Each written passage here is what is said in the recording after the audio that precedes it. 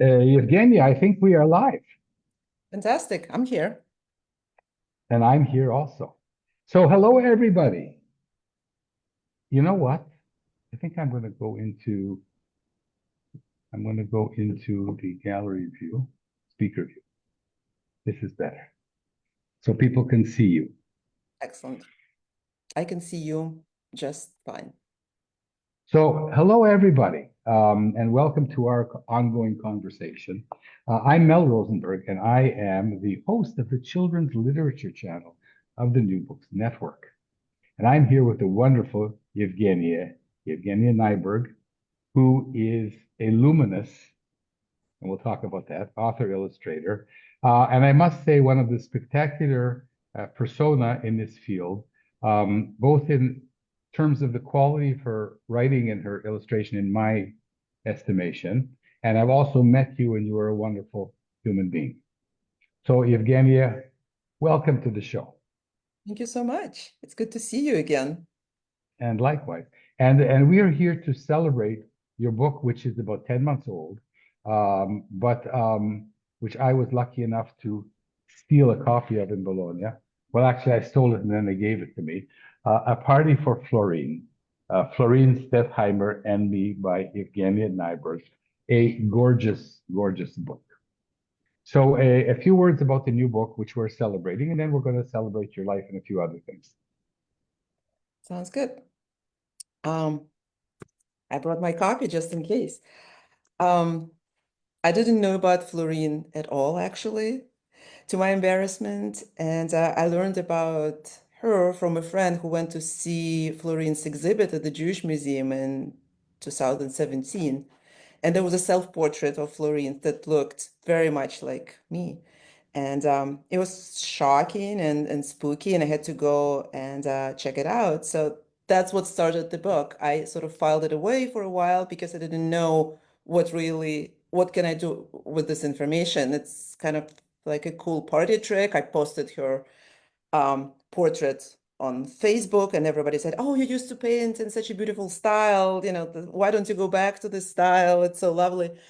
And a few years later, I decided that I knew what to do with it and how to approach this subject. So instead of writing a traditional nonfiction, I would just write this sort of a fan letter of someone who discovers Florine the way I discovered her. And then everything was there to my disposal. If you imagine this person, you can pretty much just write your own fiction around that real person. So that was the trick that I used to write this book. Okay, so for those of us here who can see the program, we also have the NBN podcast. Listen, folks, run out and buy this book. This is a masterpiece of intellect, a masterpiece of writing, a masterpiece of art. Evgenia, you don't illustrate, you paint. Each of your spreads is a painting, and I wasn't surprised to learn that you sell the paintings of your books. True. Or just paintings that are Yeah. not. So someday perhaps I will have enough money to be able to buy one of your paintings. And why don't you show the people who can see the video some of the spreads from your gorgeous book, Well, and read while you are showing. and read while I show. Well, the style of this book is sort of a mixture. I don't know how much you can see because now I can't see you. It's a mixture of my style and a bit of Florine's style because I didn't want to imitate her exactly, but I kind of wanted to have a nod to her art. So let me think. I'll just find something that I can read without giving the story away. So, Mhm. so this one says, "Your art looks like jazz." And just like jazz, it was. Everything Florine painted danced and sang on a canvas. Purple socks, yellow books, skinny cats, giant flowers, darkness and light. So it's a very simple text with a very simple spread. where I just list what I see. The trick is to just list it in the right order, so it does feel like it dances and does all these things. Please show another double spread. I love, first of all, I love the one with the, you found out that both of you were Jewish. And then you have this banter of what the people say to youngsters in the Jewish home. Right. Yes. So the premise is that the girl goes to the museum and she finds out about Florine and also about the fact that Florine is Jewish. And then she just imagines how Florine's household ran. And then, her family says all this Jewish things to her, like, you call it a good grade, or have you eaten, or, don't forget your hat, like all the things that we hear. Whether it's historically accurate or not, I can't tell. But again, we're running on the premise that it's a child imagining Florine's life. So if she imagined that Florine used the computer, it would still be okay because it's really in the head of the character. Yeah, but I mean, it's first person, right? So I mean, It's first person. we're Yes. assuming that it's Yevgenia telling the story. The uh, Well, the the version the of Yevgenia. the main character in the story looks remarkably like you, dear. Hmm. Well, all our And characters are the, the, self-portraits. the, yes, but don't put the book away because my favorite double spread in this book is, strangely enough, do you want to guess what it is? No, I What's your really, favorite? it's my favorite. No, which is your favorite double Oh, spread? my favorite is with Marcel Duchamp, but it's not yours. I'm sure I'm getting you to show the this book as we talk. this is my favorite Your because art looks like jazz. I took the characters from Florine, but I sort of redid them in my style, sort of, while it still has to be reminiscent of hers. And I love the way you have heads in each and every direction. So my favorite spread in the book is the one with the rain. Oh, Um, the Brooklyn spread where she yes, sits. Yeah. she says if I Oh, had a party, I'm glad that's the one. I hope it's not this one.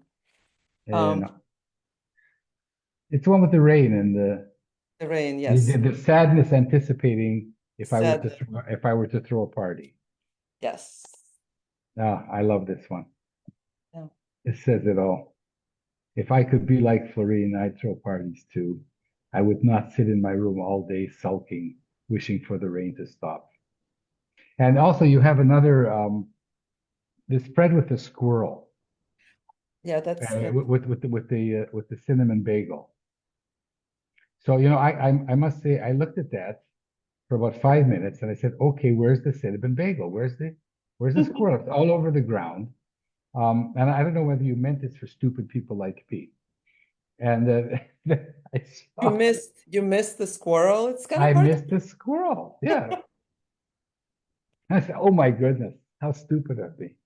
And then I thought that maybe you were playing a trick on me. Well, that's good. That's how I Yeah, like it. Yeah. yeah. So it's a spectacular book. The text is wonderful, and it's an interplay between you and a fictional you and a real artist and a fictional artist.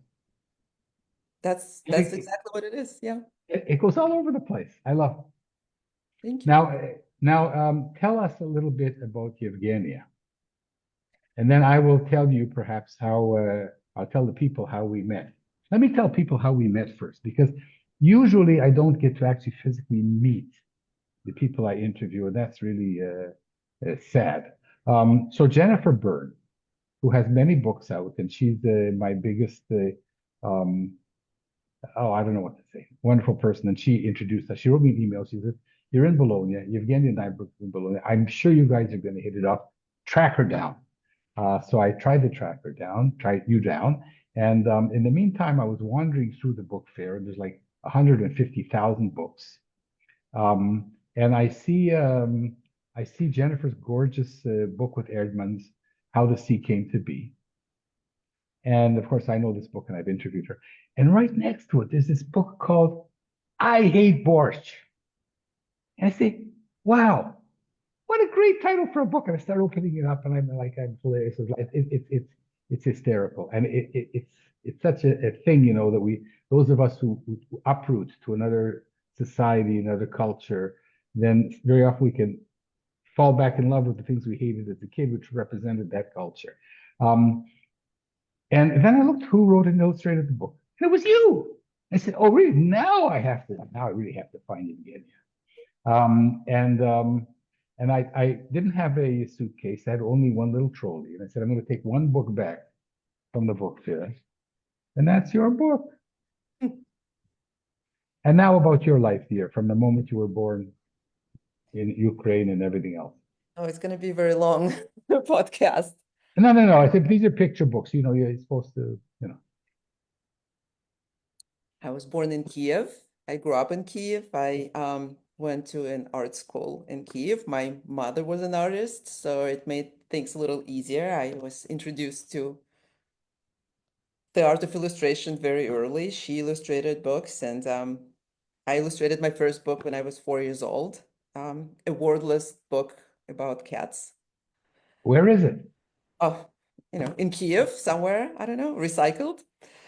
But yeah, so I knew I wanted to be an artist since I was around 5 years old. I was sort of, at 5, I was kind of undecided. I wanted to work at a doll factory, maybe.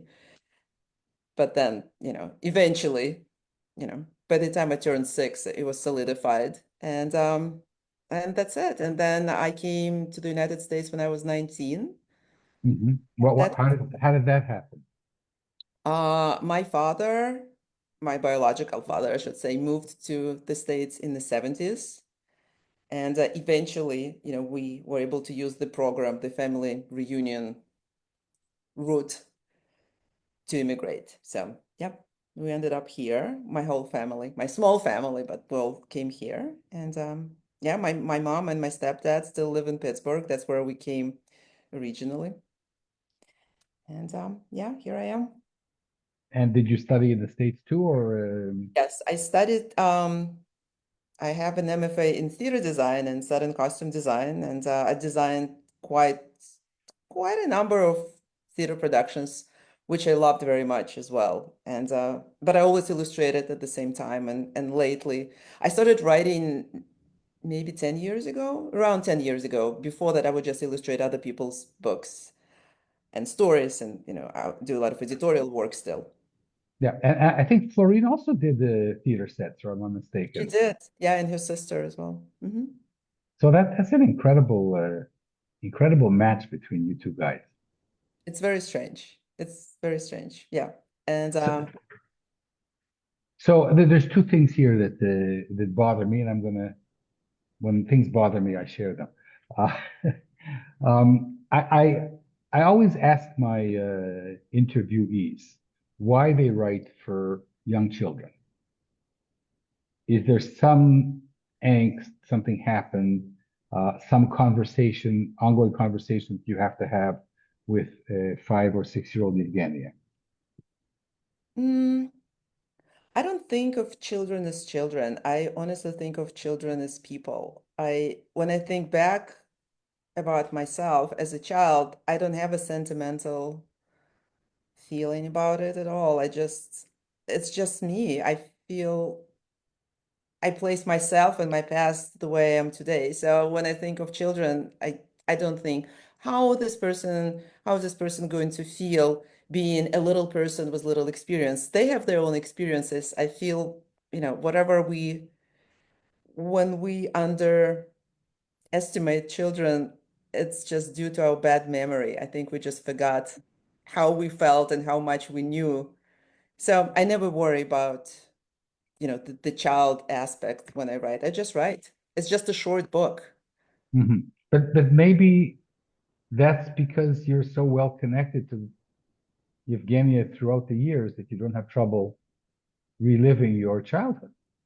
That's possible, but aren't we all? Aren't we all connected? I'm not sure, you So, know. no. I I was a scientist for many years, and scientists sometimes are not connected with their Oh, childishness. maybe I just, like a child, I expect everyone to think and act the way I think and act. So, possibly. That it's something to think about until we meet again in February in New York. But and here's the other thing. you've illustrated about 15 books, about half of them you've written yourself. Please explain how this transition occurred. Um, I'm intrigued. And how you Well, found an agent and how you broke in. right. Actually, I started writing thanks to my agent at the time, Anna Olswanger. She encouraged me to write. She was the agent I reached out to, and at first, I guess, looked for some texts that I could use to adapt. And then she said, "Why don't you write something yourself?" And I thought, I don't know how, it's a foreign language. What am I going to do with it? And I would write here and there. I would write little short texts in Russian in my native language. And then I really, it was not in my plans at all. So she really pushed me. And I'm eternally grateful for her for doing that because I don't think, And and you've illustrated a book that she adapted, yes, but which that is happened a later. gorgeous book. Okay, so Anna Olsanger, who was on the show and who I think so much of, she was your first break in the business. Yeah. Well, no, I had a book. I think I had a couple books before as an illustrator. But my first book, How did you break in? You came when you were 19. You didn't know anybody. I was sending How did you out break my in? portfolios to just whatever other people did. And yeah, I was just sending them out. My first book, first traditionally published book, I had a book, a self-published book with different books with a couple of different authors and a few educational books with educational publishers. But my traditionally published book was with Carbon. Ah, Uh, it it was the Sydney Taylor Honor, I think, The Wren and the Sparrow. So I think that book helped Anna to notice me, and then it started from there. my goodness, with a Jewish publisher. Yeah, That's fantastic. And since then, you've had several agents, and now you're with a superb one, Karen Weissman, and I wish you tons of success with her. She's wonderful. thank you so much. And so, how does it feel? Now I'm getting the feeling that you don't want to illustrate other people's books. You're having too much fun. Depends. If I love the story, I just really need to connect to the story. I think like I would actually be really excited to illustrate someone else's book because it gives me a different angle, and it just really depends on the text. And authors do send me their scripts all the time, They and send you their scripts? they do. Some are really wonderful. So, What? They just send you, this is new to me. People who well, don't know you yeah. say, I've written this story. Would you like to look at it? Well, not everybody These are knows. agented authors. Who are these people? I think unagented mostly because I feel like agented authors usually know that publishers don't That's like not how it works, right? dual submissions, which unfortunately I have to tell these authors, but I would still read a script. Why not? Because it could be something that I would like and I could potentially illustrate, if there is a publisher interested in the manuscript, why One not? second, has that happened? Not yet. Not yet. Okay, but this is, one of the pearls of this show are the unexpected things that come up in conversation. So I never thought of this, you see, because if you read like how to submit and how it works and how to find an agent and how agents submit, it's a no-no to submit something that has already been illustrated by somebody else. And yet, in the 200 conversations I've had, it has happened more than once that a connection between an author and an illustrator did yield a traditionally published book. So you're telling people if you have a wonderful script that you think Yevgenia might like, and you've seen her books and you've read them, you can always send them to her. She might read them. And it hasn't happened yet, but who knows? Okay. You're going to get about 200 manuscripts tomorrow. Well, I have to say right away that there is no way for me to expedite that process. I can read the script, but I it know. doesn't mean that Mhm. I can give it to publishers No, and of facilitate that. course. No, but this is something that we're not supposed to do, you see. On the other hand, every single story of people who've broken in is an unusual story, because the chances are so small of getting traditionally published that something has to happen. You have to find the right way to introduce somebody to your work. And it's very rarely through a slush pile, unless you've won a contest and unless something has already happened in your career. That's true. So let's go back to your work. How long does it take you? How long did this amazing book take you to write? Party for Florine. How long Hmm. were you partying for? That was quick, unusually quick, actually. Well, what do you consider quick? When you draw quickly, I, you I, I it's can tell you what 45 quick is. years. I can tell you what quick is. Um, quick is 3 or 4 months. But Okay. I thought it took you a year of steady work to do this. Well, I thought about it for a couple years, so does thinking count? You know, does practicing your quick drawing count? I think it counts, so maybe not so quickly. I wrote it in a couple of days, but then, it had to be edited and I had to research, so that took longer. The art didn't take that long, maybe 3 months or so. But I'm usually pretty quick. If I don't have any distractions, I can finish a picture book.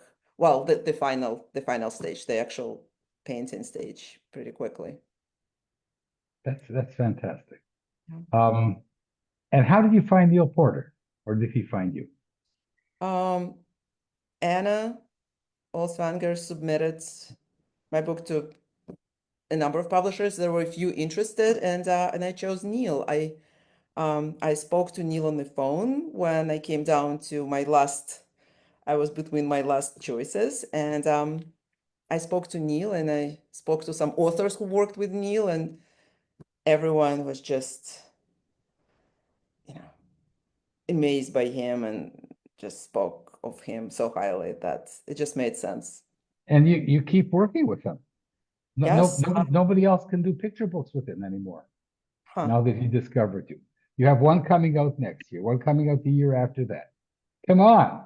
It's true. No, I love working with Neal and with Taylor Norman, who's his new editor, and Jennifer, who's the art director. They've been everyone has been really wonderful. And of course, I'm really lucky that they're in New York because I can just walk in, and if I need to work on something quickly, I can just meet them in New York in Do Holiday. you actually meet them at Holiday House? Yes.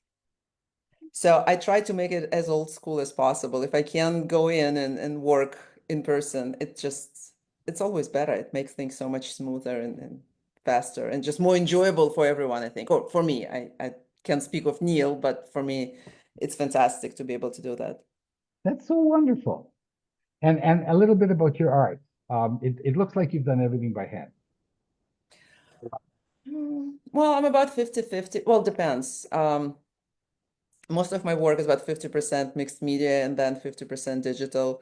My graphic novels are all digital just because of the time constraints. I wish I could do them by hand, actually, it would be so much more fun. I'm just so in love with just the tactile pencil to paper thing. But sometimes you don't have enough time. But even when I work digital, I try to make it look like it's been done traditionally.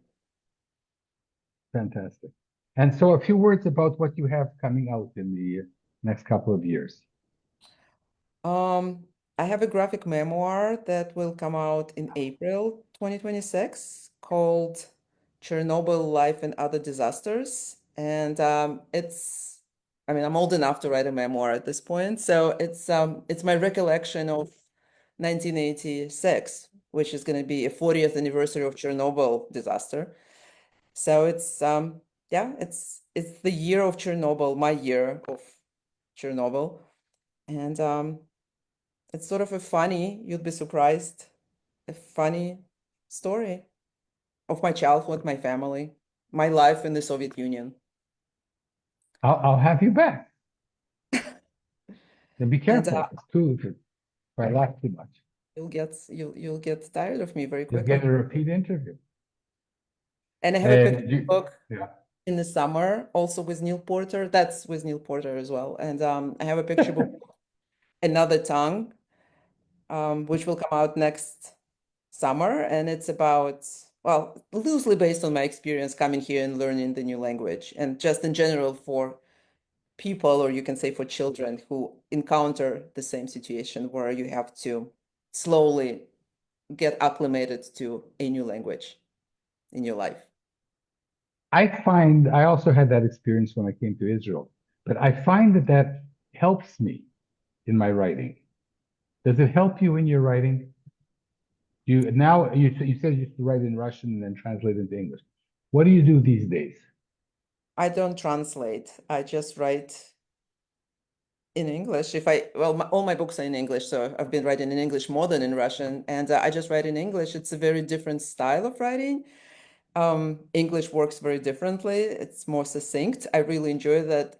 It's hard to say if I take, because I don't feel it. I don't know if I'm doing that, if I'm taking my Russian style of speaking or writing and dumping it into my English language scripts. But I know that when I write in Russian now, I sort of like to follow the English structure. I like that short sentences, sort of the very precise wording that is more typical for English. Russian loves very elaborate, kind of embellished phrases, and English is very different. I can't put my finger on it, but your writing somehow is European. I mean, it's English, but there's something European about it. Well, I'm European. I grew up there. It makes sense. No, but I mean, so that gives it a freshness. It gives it an edge Hmm. that people who only speak one language don't have, in my opinion. Well, I don't stylize for that on purpose. I guess it just happens naturally. Exactly. Yep. Exactly. I mean, maybe someday we can go over the text together and so on. But I can feel your Europeanness somehow My otherness. in the syntax, your otherness, and Yep. the otherness is a good thing because that brings me back to my next question, and that is you talked about nonfiction. Um, why don't you write nonfiction, or is this graphic novel going to be nonfiction, or is it also embellished with Yevgenia dreaming and Well, a memoir is always fiction. I don't think, no, you know, because I'm going to agree with you, you see. I was a scientist for 30 years, and I'm not sure that there is such thing as nonfiction. But go on, go on. well, my mom, who was really terrified when she learned I'm going to write this because she thought I would write some childhood trauma memoir. And then she was fine with it and she was happy with it. And she said, I can't wait to show it to my friends. I wonder what they'd say. And I said, I can tell you right away. They would say nothing like this ever happened. She's wrong. That's what they're going to say. So whatever I think of as nonfiction is fiction. I write my nonfiction, but it doesn't mean that it's going to, ring true for everyone else. It's my truth. I'm gonna stick to it, but I'm sure, for everyone else it's different. And probably it will work the same way for, you can say, serious nonfiction to some degree. Well, let's go back now. So I did this on purpose. I want to circle back to Florine here. So when does a story about a fictional you and a real you and a fictional Florine and a real Florine become truth? I know that this is a trudny вопрос, but I'm asking you anyway. Well, depends what you're asking. If you're asking if there are any true facts about Florine in the book. Yes, they are. You get to learn about what she did and where she was born and how she traveled and who visited her. All of that is in the book, but everything else, the way the book is structured, on purpose, it was written in such a way that it could be open to any type of interpretation. All of this book is just the imagination of the character. There is a little bit of me in the book because I wrote this book. Am I the one who sits in your favorite spread and sulks all day? Maybe not. I think I'm not really a sulking person. It's more of my alter ego that I actually use a lot in my book, sort of this kind of like a neurodesulking child, which sometimes I am and sometimes I'm not. So So, that means you didn't hate what the story about borscht is not true. well, I love borscht and I always did. So it's not about me, it's about my character. And that's It's what was, about your alter Yevgenia. there is a lot of me in the voice, but you may need to replace borscht with something else, maybe something a little more Go ahead, replace borscht with something. with something, What whatever. what did you hate as a child What did I in hate as a Kiev, child?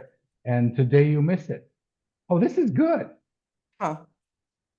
I don't know, not miss it so much, but maybe as a child I really wanted to be like everyone else, and now I really don't. So I think so maybe I hated the otherness when I was a child, and now I'm happy that or I'm hoping that I'm different. Did you take any steps when you were a young Yevgenia to be like everybody else? Well, I wanted to, it didn't really work. Well, give me an example. Well, I wanted to be like everyone else. I wanted to celebrate Easter or to draw or to write with my right hand, not my left hand, like I everybody. knew it. I knew you were left-handed. Damn it, I should have asked you. I So knew it. I You're wanted to have, left-handed. I'm left-handed, yes. Maybe I wanted to have long blonde hair like everyone Did, else. A lot of things did I they wanted, of try and get you to write with your right hand? course. Yeah, because I'm from the 18th century. Yeah, I can write a book about you now. there you go. I have a book about that. It's called The About Secret meeting Society, me. about switching from the left hand to the right hand. Yeah. Listen, when I get to New York, I'm gonna have to buy all your books. Well, you You need a bigger have a suitcase this time. Yeah, I can also ship. You have a book about writing with your left and right hands? Yeah, it's my first book. But that's the book with carbon? No, it's the book with Charles Bridge. It's my first book as an author. Ah, okay. So, wow. A few words about that. When was it published? Wow. When was it published? 2019, maybe? And in a couple of sentences for all the left-handed people in our audience, which are many, but Your there's left some. hand is your right hand. Wow. Like we were plagued by the same thing growing up. And you're also left-handed. I'm I'm judging by your left-handed, and they tried to force me to write with my right hand for a whole year, unsuccessfully. Hmm, And they tried to force me to pray to Jesus, also unsuccessfully. unsuccessfully. But Well, this interview is about you, but I'm sorry that we found so much commonality. But I discovered when I was 5 that I couldn't trust authority. Did that happen to you? well, I lived in the Soviet Union, so you lived in this constant state of confusion because you hear one thing on the news and then you hear the jokes that your parents tell each other in the kitchen, and it's about the same person, the head of the Communist Party. So you don't know at first, but then you get used to it. You grow up in this duality, and it becomes a norm. That's why I guess Soviet literature and theater are so interesting on many levels because people couldn't speak directly. There is always some sort of a metaphorical twist in everything. That's incredible. So, what advice do you have? We're nearing the end of our wonderful interview. What advice do you have for people who want to break in as author illustrators, um, given your spectacular success? I would say don't try to follow the standard rules. I see so many suggestions of how to write for a specific age group, or what would little kids understand, or what grade you need to you study comparisons, so write for this grade. I would say just discard all this. Just write what you know and what you feel, and remember what kind of child you were. I think that would really help. So I wouldn't write to an unknown child. Just write to the child that you know best, which is probably yourself. Or I don't know about the scientist child, but if you're an artistic child, you should try and check your memory and see what you remember and write to that child, because you would really find something special there. Okay. And from the illustration point of view, of which I know nothing. From the illustration just shouldn't follow the script directly. That's really what is so important. Illustration has to run on a separate parallel track from the script. It has to be its own thing. So it just has it's not really about elevating the text. It's just enhancing the text with something else. Or you really need to look for what's missing in the text and then show it through your work, through visually. So So that's this how is, I do it at but least. Yevgenia, this is a reverse suggestion for authors. Leave stuff missing in your text. Yeah, if you know that it's going to be a picture book, you really have to leave that space. But also, I don't want to give advice to authors because, I hijacked my own. Patrimonnier. Well, because if I say be humble and know that there's going to be another person that will step in with their vision, you know, it doesn't sound very humble being where I am, because I'm going to be that person who's asking for that space. So, but truly, I feel like you have to be able to give up some control as an author, knowing that someone else will take your work and make it into something else. When I speak to people, sometimes I get excited, like in this conversation, because unexpected things come up. And so, is there some kind of schizophrenia here with a writer illustrator who is writing for someone who's going to illustrate it, but it's the same person, to leave the space open for the other person? What's going on here? Well, I'm in agreement with myself usually. I never lie to myself. I'm super honest. So that makes it very easy. And I usually know right away which part of my book is going to be driven by art and which part is going to be driven by text. Just as I write first. I don't think I ever illustrate first and then write. I always write first, but all my writing comes from a visual space, so to speak. So I just know what's going to happen visually as soon as I write. Does this explain why you wouldn't want to write a text that somebody else would illustrate? No, I just like to draw. I just don't want to give it up. No, but if somebody came to you, let's say, I don't know. Steinberg, Hmm? Steinberg, Saul Yes, Steinberg. He came yes, to me. Oh yes. yeah, I would give it up. I would You just give up say, the text. do whatever you want. Yeah, Yeah. yeah. If And, it's and, Steinberg, and yeah, okay, but I'm going to now ask you about the Florine. This if is, I mean, Florine. we're having this. If you were going to write a text for Florine, Mhm. would that get you excited, or would you say, "Oh, no, no, no, no, no. Nice to meet Uh, you, nice to write about you, but yeah, the latter. Yeah, I would say no to Florine. you say no to Florine, not no to Steinberg, but no to Florine." Yeah. I'm That's sorry, Florine. incredible. No, I think that Florine is tickled pink wherever she is, to see this incredible book. Because like you, I didn't know who she was. And I read about her now, and you have a lot of back matter on who she was, and it's intriguing. And so you've shone a light on her, and on this wonderful interaction, on your whimsical and fantastic ability to conjure up. And for me personally, I find much more truth in a book like this than I find in a book about Mars discovery or what have you. I think that people know that by now. So is there anything that I haven't asked you? Well, I don't know. I think if you haven't asked me something, I will see you in February in New York, and then you can ask me Well, because a little then, time. yeah, and then we also have, it's like the writing and illustrations, because we want to leave something for later. Exactly. And we want to leave a little space for Leave for others the, to imagine their version of whatever they read or see. I'm going to send you something I've written together with the 200 other people. I'm not even going to ask my agents. I'm just going to send you something. I'd love to read that.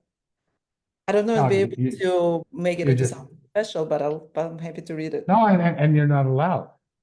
And I'm not allowed. That's true. Imagine the Soviet style system we'd have to go through to get all the permissions and warrants and to pay all the license fees and so on.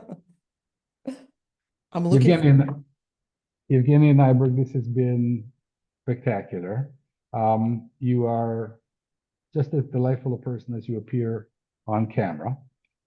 And I'm going to sign off. And this is a good time to hold your beautiful book, and I'll hold beautiful book, which is the same book, except that I have a what's it called? You've written me a beautiful. There's a word. yours is signed, an autograph. Yeah, I know. Thank you very much. That's what happens when you speak too many languages. So I've been with Yevgenia Nayberg, talking about her gorgeous book from 2024. It's actually from 1924 also. A Party for Florine, that's Florine Stettheimer, and it's published by Neal Porter Books, which is an imprint of the wonderful Holiday House. And if you have not bought this book, you should run out and buy it. It is gorgeous. It is whimsical. It's fantastic. It teaches us about art and about life, and it's a celebration of everything. Thank you so much. That's really sweet. And if you like borscht, you shouldn't. So you buy her book on borscht also. And I'm intrigued about your book on left-handed and right-handed people. I was never able to write a good manuscript on that, so I can't wait to see yours. And it's been great having you. Thank you so much. Thanks for having And me. I'm Mel Rosenberg, and I am the host of the Children's Literature Channel of the New Books Network. And I've been here with the one and only Yevgenia Nayberg. Yay! So Yevgenia, we'll be in touch. Sounds great. Thank you so much. Thank you, Mel. Спасибо. Спасибо вам. And we will meet again in February. Sounds great. Bye. Bye bye.